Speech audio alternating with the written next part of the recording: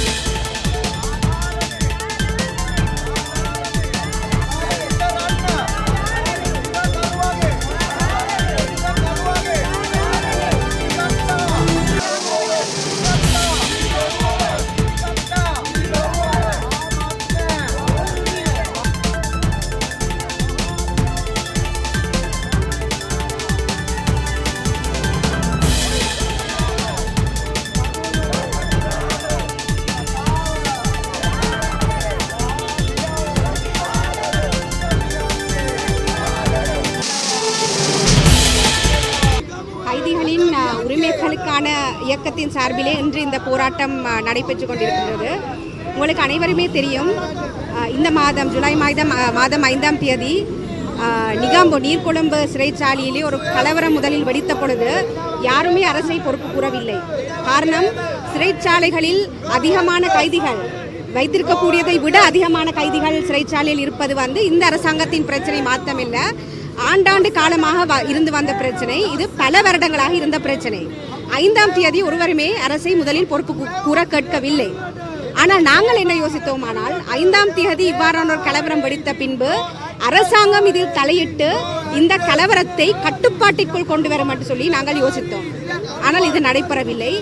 அதன் பின்புதான் 6ஆம் தேதி இந்த வன்முறையானது பெரிதாக வெடித்து சிறை கைதிகளும் மரணித்தார்கள். அதே போன்று சிறைச்சாலையில் இருக்கின்ற உத்தியோகத்தர்களும் அவர்களது உயிர்களை பலியிட வேண்டிய ஒரு நிலை வந்தது. எனவே 6ஆம் தேதியிலிருந்து நிச்சயமாக கட்டுப்பாட்டிற்குள் கொண்டு வரக்கூடிய ஒரு விடயத்தை அரசாங்கம் கொண்டு வரவில்லை என்பது அரசாங்கத்தின் மீதே நாங்கள் பொறுப்பு கூறலை நாங்கள் கேட்டுக்கொண்டிருக்கின்றோம். அது மட்டுமில்லாமல் 6ஆம் தேதி வன்முறை வெடித்த பின்பு 7ஆம் தேதி மனித உரிமைகள் ஆணைக்குழு சிறைச்சாலையை சென்று சிறைச்சாலையை பார்வையிட செய்ய வேண்டும் என்று கூறி மனித உரிமைகள் ஆணைக்குழு சென்றிருந்த பொழுது மனித உரிமைகள் ஆணைக்குழுவை சிறைச்சாலைகள் அதிகாரிகள் உள்ளே அனுமதிக்கவில்லை. அன்று ஒரு சிறை கைதி தனது உயிரானது பலியிடப்பட்டு காணப்பட்டது. எனவே இதற்கு யார் பதில் கூற வேண்டும்? 6ஆம் தேதி இந்த அளவுக்கு வன்முறை வெடித்த பின்பும் மனித உரிமைகள் ஆணைக்குழுவை கூட அரசாங்கம் உள்நுழைய விடவில்லை. எனவே இன்று கிட்டத்தட்ட 25க்கும் மேற்பட்ட கைதிகளும் சிறைச்சாலை உத்தியோகத்தர்களும் தமது உயிர்களை பலி கொடுத்துள்ளார்கள், கொல்லப்பட்டிருக்கின்றார்கள். இருவர்களுக்கும் இரு தரப்பினருக்கும் இந்த அரசாங்கமே முற்றுமுழுதான பொறுப்பையும் கூற வேண்டும் என்பதை நாங்கள் தெளிவாக கூறிக்கொள்கிறோம்.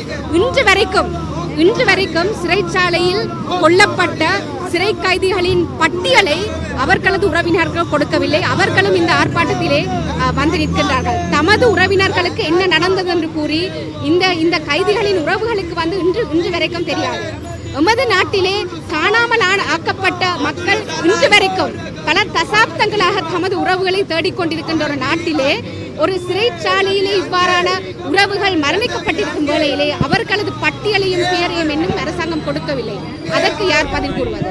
அதே போன்று நீர்கொழும்பு சிறைச்சாலையிலிருந்து ஏனைய சிறைச்சாலைகளுக்கு மாற்றப்பட்ட கைதிகளுக்கும் அவர்களது பெயர்களை கூட அவர்களது உறவினர்களுக்கு இன்று கொடுக்கவில்லை என்பதுடன் சில சிறைச்சாலைகளிலே உங்களது உறவினர்கள் உங்களை வந்து பார்க்க முடியாது என்று கூறியும் சிறைச்சாலையில் உள்ள உத்தியோகத்தர்கள் கூறுகின்றார்கள். அதே போன்று நமக்கு தெரியும், சிறைச்சாலைகளிலே நீர்கொழும்பு சிறைச்சாலையிலிருந்து மாற்றப்பட்ட கைதிகளுக்கு எதிராக வன்முறை உருவாக்கப்பட்ட சம்பவம் நாங்கள் அறிகின்றோம். எனவே இன்று வரைக்கும் இந்த அரசாங்கம் தமது அரசுக்கு நடந்த விடயங்களுக்கு கூட ஒரு ஒழுங்கான முறையிலே பொறுப்பு கூறாமல், எந்த விதமான பதிலும் கூறாமல் சாதாரண மக்களை தெருவிலே அலைய வைத்திருக்கிறார்கள். மேலதிக செய்திகளுக்காக எமது யூடியூப் தளத்தை சப்ஸ்கிரைப் செய்யுங்கள்.